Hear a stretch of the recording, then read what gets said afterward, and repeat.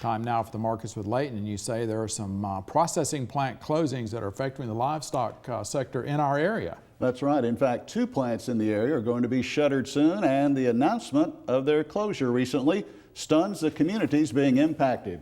Meanwhile, high hog prices may not be justified, according to some analysts, while new USDA supply-demand numbers support soybean prices. Well, as one newspaper put it, it's a major blow. It was announced on April 4th that 2 meat processors in our region are closing. The plants are only about 100 miles apart. Southern Quality Meats in Pontotoc, Mississippi is closing in June. The sausage product manufacturer employs 110 people. It has been in business there since 1962. Meanwhile, just across the state line in northwest Alabama, Hillshaw Brands is closing its huge cooking facility in Florence, Alabama by the end of December.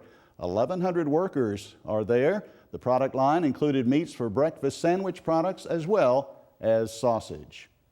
China has stopped issuing permits for live U.S. pigs to enter that country. The importer says it's concerned about the porcine epidemic diarrhea virus that continues to spread across the United States. The USDA says China imported over 13,000 pigs for breeding purposes last year. Well, the government's recent Hogs and Pigs report indicated the losses from that previously mentioned PED virus may not be as large as expected, at least so far. Analyst Walt Hackney says the current high hog prices may be unjustified. In fact, he thinks prices are extraordinarily high, especially since hogs are running heavy and there's a glut of pork product coming down the pipeline. They're feeding hogs cheaper today than they have for a long, long time. And you know what? They're making a hog today, average market weight, 9 pounds heavier than a year ago. That's fatal in the hog industry when you consider 415 to 425,000 head of hogs being marketed a day. 2 million plus a week. Take 9 pounds times 415,000 hogs a day. That is a bunch of pork chops. Some livestock economists are warning that expansion of our nation's cattle herd could suffer a setback if the drought conditions in parts of the U.S. don't improve. In the feeder cattle side, analyst Alan Brugler says he is seeing some heifer retention taking place now. However, this move, he says, may be a little gamble. We'd see more if the grass was better. I mean, you look at some of the pasture conditions in the South, which is the only place we've got anything growing yet. They're not that good. And so we're seeing some limited retention. The biggest question, if you're a cow-calf guy, is can I keep the feeder prices high enough, long enough to have something to sell? And so it's a bit of a gamble. Let's look now at the trivia quiz for this week. Here's the question. How many active cotton gins are there in the United States right now? Is the answer 420 or 660? Could it be 749? Or is that answer 830? I'll tell you at the end of the markets. This week, less than 2 weeks after that planning intentions report, the USDA released new supply-demand numbers for the month. Extension Ag economist Brian Williams shared some thoughts about the impact of these numbers on the corn and soybean markets. Brian, would you say the ending stocks number for corn was a surprise?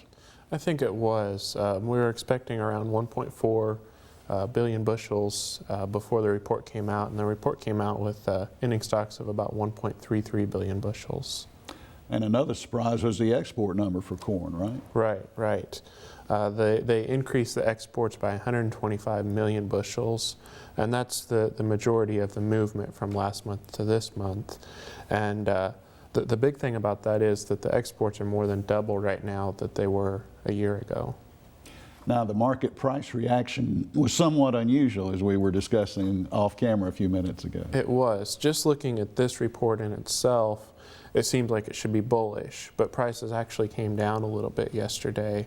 And the reason for that is that another report came out alongside this one that was unofficial and wasn't included in these numbers, that said that China was going to reduce their imports by about 1 million metric tons. Now, is the market expected to stay about where it is now, or what would you expect as far as a price picture for corn? I think right now it's kind of stabilizing. Long term, we need to watch kind of the planting and the progress there, but after the reports come out, it looks like things have kind of settled down a little bit. Now, turning to soybeans, the carryout was lowered as well, right? It was lowered by about 10 million bushels to 135 million bushels. And the export picture for soybeans?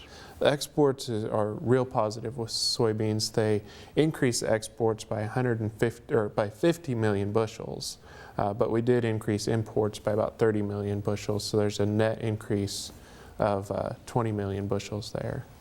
And I understand we definitely had positive price reaction that may have stuck a little bit as far as soybeans. It did. Prices went up with soybeans yesterday. So from what it said about soybeans, the U.S. crop this season really has become even more important, that it's on time and large. Yeah, it is. Looking at the ending stock numbers, they're actually lower this year than they were a year ago when they were considered to be extremely tight. But the positive thing is that we're expecting a lot more acres this year to hopefully get a big soybean crop.